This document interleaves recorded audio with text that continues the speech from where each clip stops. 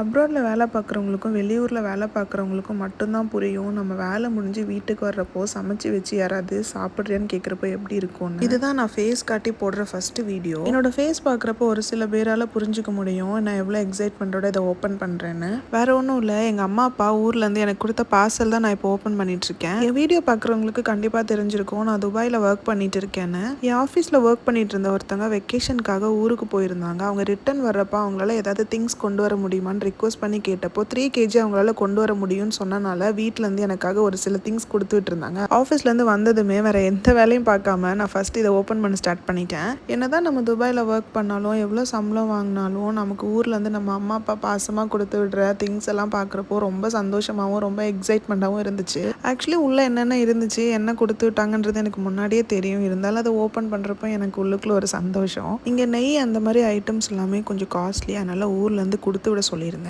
ஊரில் நம்ம சாதாரணமாக பார்த்து யூஸ் பண்ணுற திங்ஸ் கூட ரொம்ப நாளைக்கு அப்புறமா இங்கே பார்க்குறப்போ ரொம்ப பெரிய விஷயம் மாதிரி தெரிஞ்சிச்சு. ஊர்லேருந்து தான் பார்சல் வந்திருக்கு, அப்பா அம்மா தான் கொடுத்து விட்டுருக்காங்க அப்படின்றதுக்கான ப்ரூஃப் தான் இந்த கட்டப்பை. அவங்களுக்கு இந்த மாதிரி பார்சல் பண்ணலாம் தெரியாது, ஏதோ அவங்களுக்கு தெரிஞ்ச மாதிரி கொடுத்து விட்டுருக்காங்க.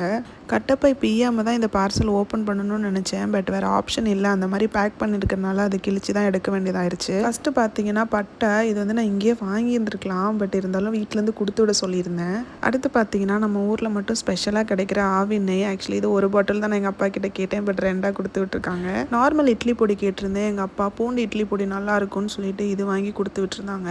இந்த மாதிரி விஷயம்லாம் சொந்த ஊர்லேருந்து பார்க்குறவங்களுக்கு ரொம்ப சாதாரணமான காமனான விஷயமா இருக்கும். பட் இது தூரமாக இருக்கிறவங்களுக்கு மட்டும்தான் தெரியும் இது எவ்வளோ ஸ்பெஷல்னு. அதை நான் எவ்வளோ சொன்னாலும் கண்டிப்பாக புரியாது. அப்புறம் பருப்பு பொடி கொடுத்துருந்தாங்க. இதை நார்மல் ஒயிட் ரைஸில் போட்டு கோகோனட் ஆயில் இல்லைனா நெய் ஊற்றி மிக்ஸ் பண்ணி சாப்பிட்றப்போ ரொம்ப நல்லாயிருக்கும். பூண்டு ஊறுகாய், தக்காளி தொக்கு, இது ரெண்டுமும் கொடுத்து விட்டுருந்தாங்க. இதுவும் நம்ம ரைஸில் மிக்ஸ் பண்ணி நார்மலாக சாப்பிட்றதுக்கு ரொம்ப டேஸ்ட்டாக இருக்கும்.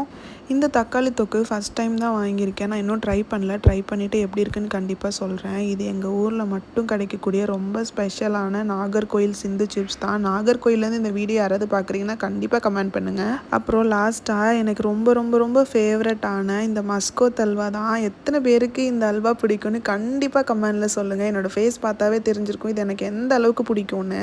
இதுவும் ஒன்று தான் கேட்டிருந்தேன், எங்கள் அப்பா 2ஆக கொடுத்து விட்டுருக்காங்க. 3 கேஜிஸில் இவ்வளோ தாங்க கொடுத்து விட முடிஞ்சுது.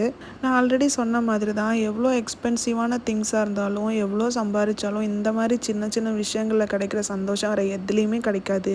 நீங்கள் எந்த ஊர்லேருந்து பார்க்குறீங்க, உங்கள் ஊரில் என்ன ஸ்பெஷல்னு கமெண்ட் பண்ணுங்கள். நெக்ஸ்ட் வீடியோ என்ன போடலான்னு கமெண்ட் பண்ணுங்கள்.